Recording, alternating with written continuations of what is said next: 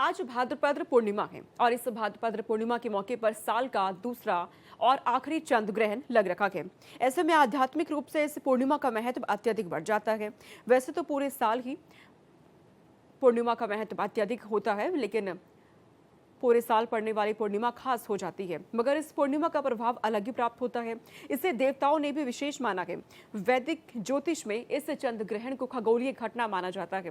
पौराणिक मान्यता है कि पूर्णिमा की रात जब राहु और केतु चंद्रमा को निगलने की कोशिश करते हैं, तब चंद्र ग्रहण लगता है।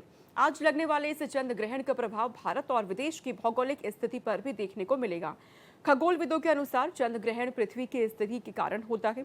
पृथ्वी जब सूर्य और चंद्रमा के बीच आती है और सूर्य की रोशनी को चंद्रमा तक पहुंचने से रोकती है, तब चंद्र ग्रहण लगता है। सबसे बड़ी बात यह है कि इस बार पितृपक्ष की शुरुआत इस खगोलीय घटना के साथ हो रही है। दरअसल माना जाता है कि पितर हमारे जीवन में सुख, शांति और समृद्धि बनाए रखने में अहम भूमिका निभाते हैं।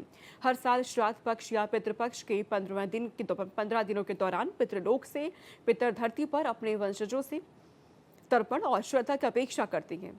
इस दौरान श्राद्ध, तर्पण और दान के माध्यम से उन्हें संतुष्ट किया जाता है, जिससे उनकी आत्मा को शांति मिलती है और वे आशीर्वाद स्वरूप अपने वंशजों को उन्नति का वरदान देते हैं। करीब 100 साल बाद पितृपक्ष पर चंद्र ग्रहण का संयोग बन रखा है, जिसे बेहद खास माना जा रहा है। तो ये चंद्र ग्रहण इस बार का साल का दूसरा और आखिरी चंद्र ग्रहण है। कहा जाता है चंद्र ग्रहण के दौरान काफी ऐसे काम होते हैं जो नहीं करने चाहिए, और जब चंद्र ग्रहण खत्म हो जाता है तो इसके बाद दान का एक अलग ही महत्व होता है। तो चंद्र ग्रहण को लेकर देश भर में लगातार लोगों के बीच अब ये सवाल बने हुए कि हमें क्या करना चाहिए और क्या नहीं करना चाहिए। ऐसे में चंद्र ग्रहण को लेकर अयोध्या के पंडित कल्कि महाराज की तरफ से भी क्या कुछ कहा जा रहा है, आपको बताते हैं। तमाम जो पंडितगण हैं, क्योंकि उनकी तरफ से भी लोगों को ये बताया जा रहा है कि क्या सावधानी इस दौरान आपको बरतनी और क्या नहीं करना चाहिए। सुनिए।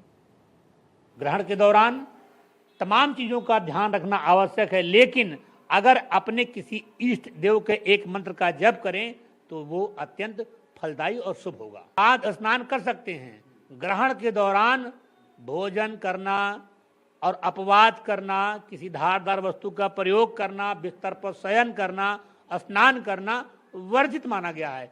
ग्रहण का जब मोक्ष काल हो जाए उसके बाद आप स्नान करें, नया यज्ञोपवीत धारण करें, स्वच्छ वस्त्र धारण करें। ऐसा नहीं कि जो वस्त्र आपने उतारे हैं पुनः उन्हीं को धारण कर लिया, दूसरे वस्त्र धारण करें।